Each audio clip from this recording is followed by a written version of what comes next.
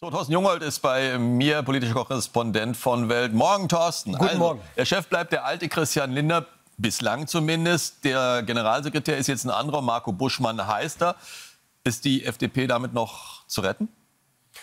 Das müssen am Ende die Wähler entscheiden. Also diese Personalentscheidungen sind zunächst mal Ausdruck eines ganz eklatanten Personalmangels. Also es gibt in der FDP schlicht niemanden, der Christian Lindner im Moment als Vorsitzenden eine Lokomotive im Wahlkampf ersetzen kann. Da ist keiner.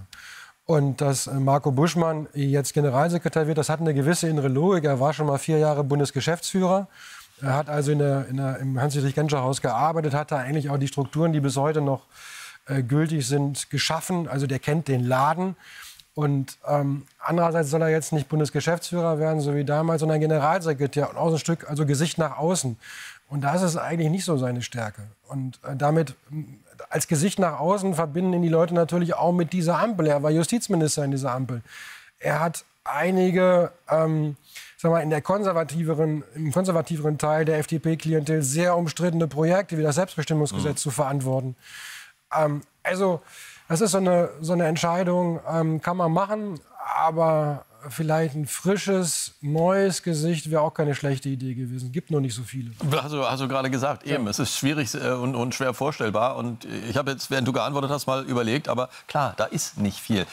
Jetzt haben wir aber das Problem, dass man der FDP sehr viel vorwirft. Unter anderem das D-Day-Papier. Da ist aber möglicherweise auch noch der viel größere Vorwurf, dass man sagt, ihr hättet früher aus dieser Koalition, die schon länger nicht funktioniert hat, austreten müssen. Das hätte euch besser zu Gesicht gestanden, als jetzt sich vorwerfen lassen zu müssen, ihr habt die Koalition gesprengt. Hätte das möglicherweise tatsächlich das Image der FDP etwas stabiler aussehen lassen? Also ich glaube, es ist wohlfeil. Ich glaube, die Vorwürfe gegen die FDP, eine Koalition zu sprengen, die wären, je früher man das macht, noch größer geworden. Also am Ende war ja eigentlich allen klar, dieses Ding ist nie mehr zu retten. Und man hat ja nur darauf gewartet, wer geht wann raus. So, und das war dann halt die FDP. Das früher zu machen, das glaube ich, hätte keinen größeren Sinn ergeben.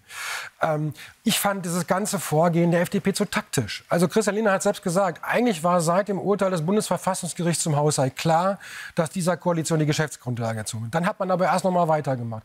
Dann hat er ein Wirtschaftswendepapier vorgelegt, hat ganz großen Wert darauf gelegt, dass nicht er das an die Medien gegeben hat, sondern die anderen.